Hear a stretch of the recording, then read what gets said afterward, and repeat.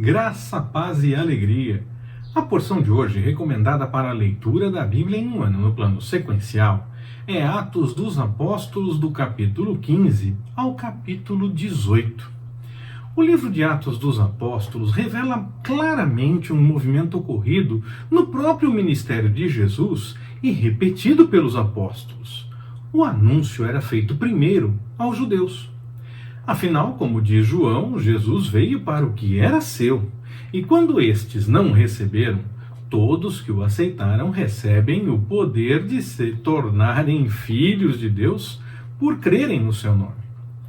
Os apóstolos sempre procuram as sinagogas e os judeus primeiro, mas logo entendem que o Senhor encaminhava para todos os povos a mensagem, até por conta do que foi falado pelos profetas. E os judeus convertidos sempre se preocupavam com a lei de Moisés, porque eles cresceram com isso, e Jesus em nenhum momento fala sobre anular. Antes, ele cumpre a lei. Dessa forma, havia sim uma preocupação com a lei. A citação frequente dessa questão da circuncisão não revela apenas uma preocupação com esse ponto específico. Na verdade, esse era o ponto de entrada, era o início de tudo. Tudo começava na circuncisão. Tanto que o texto de Atos dos Apóstolos, no capítulo 15, não fala apenas da circuncisão, mas fala da lei e fala de Moisés. E de Moisés ser apresentado nas reuniões e essa coisa toda. Moisés não falava apenas da circuncisão, ele falava também de outros pontos, de outros assuntos a respeito da lei. Por isso eu entendo que, apesar do foco ser na circuncisão, a preocupação era com qualquer outro aspecto. Não era apenas com esse ponto. Esse era o ponto de partida, o início de tudo, para depois então ter as outras coisas. Tanto que no próprio texto de Atos dos Apóstolos, no capítulo 15, eles citam 4 coisas que sugeriram aos gentios, que pareceu bem ao Espírito Santo, olha a responsabilidade, e pareceu bem também a eles, que os gentios tomassem cuidado com essas 4 coisas. A respeito da prostituição, das coisas sacrificadas aos ídolos, do sangue e das carnes sufocadas. Se fosse realmente só a circuncisão, eles diriam apenas que não era para ter circuncisão. Se eles se preocuparam em citar outras coisas, é porque havia sim outras coisas. E a circuncisão seria esse ponto de partida, o início, o começo dessa história. O ponto que ficava mais marcado, mas na verdade havia outros assuntos sim, que se cobrava que os gentios seguissem, e não apenas a circuncisão. Até porque quando fala, mas vocês não conseguiam seguir, vocês não conseguem seguir e ficam cobrando que os gentios sigam. Mas os judeus eram circuncidados, então isso eles seguiam. Não é somente a circuncisão, é todos os outros pontos. A mesma coisa acontece nas cartas que Paulo escreve, ele fala da circuncisão, mas era uma forma de dizer de que grupo ele estava falando. Esse grupo não cobrava apenas a circuncisão, cobrava outros tantos temas referentes à lei de Moisés, que ainda seriam observados por aqueles que, mesmo entendendo Jesus como o Messias anunciado pelos profetas, mas ainda assim seguiam alguns pontos da lei de Moisés. E era isso que se punha nesse momento. Havia essa cobrança por parte desses que eram da circuncisão, para que se observasse pelo menos alguns desses pontos que vinham sim da lei de Moisés. Eu entendo assim que em Atos dos Apóstolos, no capítulo 15, nós temos o registro nesse texto do registro mesmo, do registro em cartório do nascimento do cristianismo. O cristianismo já tinha nascido, já tinha começado em outro momento, mas digamos que ele foi registrado em cartório aqui, demorou um tempo para ser registrado em cartório, e foi em Atos dos Apóstolos, capítulo 15, que esse registro em cartório aconteceu, usando o exemplo dessa questão de nascer e demorar alguns dias para depois fazer o registro. E ele nasceu com a seguinte máxima: não era necessário seguir as recomendações da lei de Moisés. não apenas na questão da circuncisão, mas em qualquer coisa que não estivesse naquela lista dos 4 pontos apresentados no texto de Atos dos Apóstolos. A questão das coisas sacrificadas aos ídolos, da prostituição, do sangue e das coisas sufocadas. E Paulo ainda vai tratar dessa questão do que comer em suas cartas, porque essas coisas que eram sacrificadas, na lei nós vemos, aquilo que não era queimado totalmente, a carne era dedicada à família do sacerdote, que faria então o alimento, eles poderiam comer daquela carne que não foi queimada no sacrifício, aquela carne era então destinada à família do sacerdote. Quando as coisas eram sacrificadas aos ídolos em muitas religiões, aquilo que não era queimado ao ídolo ia parar no mercado e era vendido para as pessoas que quisessem comprar para consumir a carne. Pelo menos é assim que se tem notícia dessa relação. Talvez, se houver qualquer outra diferença, a história pode nos mostrar, sim, achados arqueológicos, textos da época podem nos mostrar alguma diferença. Mas até o momento o que se tem é que aquilo que não era queimado no sacrifício ia parar no mercado para venda. E as pessoas compravam, alguns até com preço mais em conta, e era então a grande chance de ter carne na alimentação, porque não era todo mundo que queria. Então era vendido até um pouco mais barato, para ver se liberava o estoque, para vender aquilo que estava naquela condição. Mas nós não vamos adiantar aquilo que Paulo trata a respeito disso, apenas que ele realmente trata. E o texto fala em Atos dos Apóstolos sobre evitar. Hoje em dia nós temos essa questão de é uma coisa ou é outra, tem que então desse jeito ou daquele jeito e fim de papo.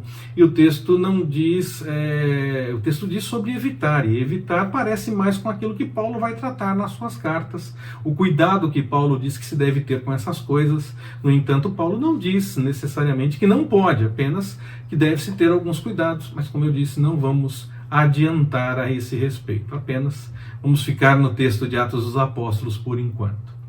Qualquer assunto, então, que esteja na lei, não pareceu bom nem ao Espírito Santo, de acordo com aqueles primeiros cristãos, e nem a eles, os primeiros cristãos, que os gentios tivessem que seguir. Eu não vou ficar citando, já fiz isso em outras mensagens desta sequência, mas eu não vou ficar citando agora.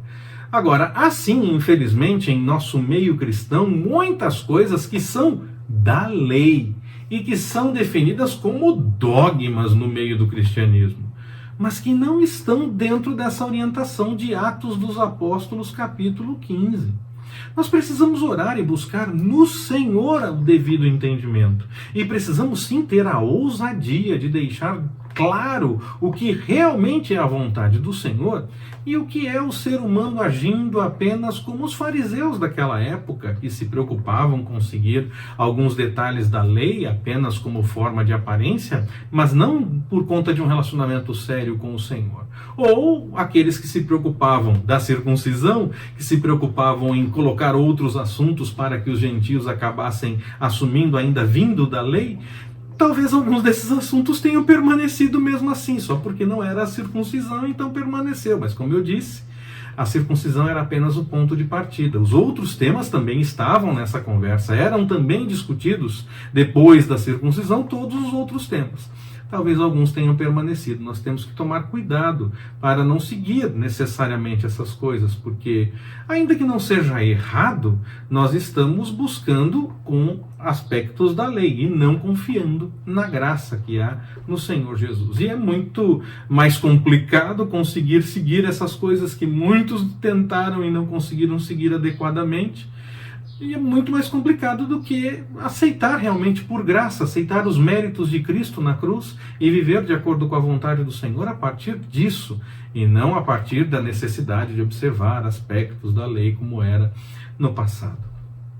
Os cristãos em Atos dos Apóstolos seguem fazendo a obra do Senhor, acabam tendo alguns impedimentos até mesmo da parte do Senhor, porque eles estavam sendo direcionados para outro lugar. Algumas vezes, alguns impedimentos e algumas dificuldades, quando elas se apresentam, elas têm o intuito de nos fazer buscar mais ao Senhor. buscar mais em oração, porque se há uma dificuldade, nós vamos buscar ao Senhor. Nós devemos buscar em todo o tempo, mas é fato que quando uma dificuldade se apresenta, nós já buscamos mais ao Senhor em oração.